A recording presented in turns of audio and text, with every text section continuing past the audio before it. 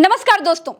मध्य प्रदेश में भारतीय जनता पार्टी के भीतर मार मची हुई है। हालत ये हो गई है कि मोदी गुट के मंत्रियों को मध्य प्रदेश में बीजेपी के नेता और कार्यकर्ता दौड़ा रहे हैं, पीट रहे हैं, काले झंडे दिखा रहे हैं, चोर चोर के नारे लगा रहे हैं, भरी मीटिंग्स में कह रहे हैं कि गली गली में शोर है, फलाना चोर है। दोस्तों याद करिए, एक समय ऐसा था जब ये कहा जाता था कि मोदी जी अगर कुत्ता भी खड़ा कर देते हैं तो वो भी जीत जाता है। मोदी जी के खड़े किए गए प्रत्याशियों का विरोध करने की हिम्मत कोई जुटा ही नहीं पाता था। लेकिन आज हालत ये हो गई है कि मोदी जी जिन प्रत्याशियों को खड़ा कर रहे हैं उनका तो विरोध हो ही रहा है, बल्कि दिल्ली से आए मोदी गुट के नेताओं को शिवराज गुट या मध्य प्रदेश गुट के नेता पीट रहे हैं, उनके बॉडीगार्ड्स को धो रहे हैं बाकायदा। दोस्तों जब पतन का समय नजदीक आता है ना, तो यही होता है। जब सुप्रीम लीडर तानाशाह हो जाता है तो बगावत ना उसी की गैंग से शुरू हो जाती है। यही हो रहा है मध्य प्रदेश के भीतर। ये देखिए, ये मोदी जी के केंद्रीय मंत्री और मध्य प्रदेश के चुनाव प्रभारी भूपेंद्र सिंह यादव हैं। ये जबलपुर में थे।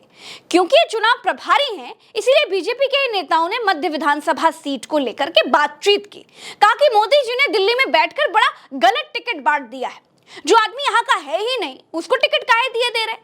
अब भूपेंद्र साहब ने समझा कि मोदी जी का तो भौकाल टाइट है, बोले ये आला कमान का निर्णय है। बस फिर क्या था दोस्तों, भूपेंद्र जी तो जैसे तैसे बच गए, लेकिन उनके बाउंसर्स या कह लीजिए उनका बॉडीगार्ड, उनको बीजेपी के नेताओं ने कायदे से धो डाला, जमकर सूत दिया। वो मध्य प्रदेश की भाषा में क्या कहते हैं, झूल झटकी कर दी। दोस्तों जबलपुर उत्तर मध्य विधानसभा से मोदी जी ने अभिलाष पांडे को प्रत्याशी बनाया है, जबकि यहाँ 5 साल से मेहनत धीरज पटेरिया कर रहे थे।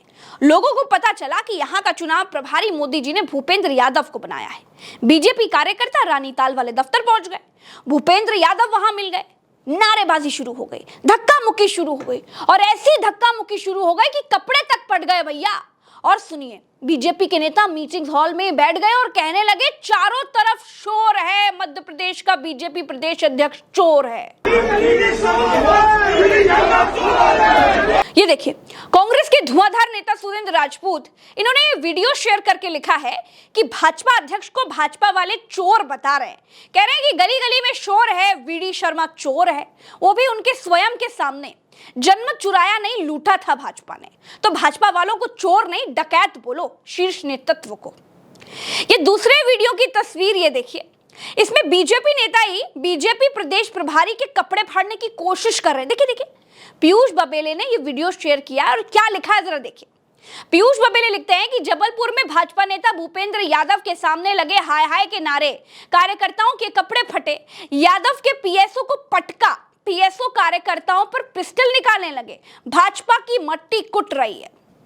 दोस्तों इतना ही नहीं है, टिकट कटने से बीजेपी नेताओं में इतना भयंकर गुस्सा है कि ज्योतिरादित्य सिंधिया के गार्ड से भी हाथापाई कर ली। ये देखिए, पीयूष बबेले ने ये क्या लिखा है कि सिंधिया के गार्ड के साथ भी मारपीट, जोरदार हंगामा, एक वीडियो भी पोस्ट किया है। खैर, मध्य प्रदेश में बीजेपी की हालत बहुत टाइट है।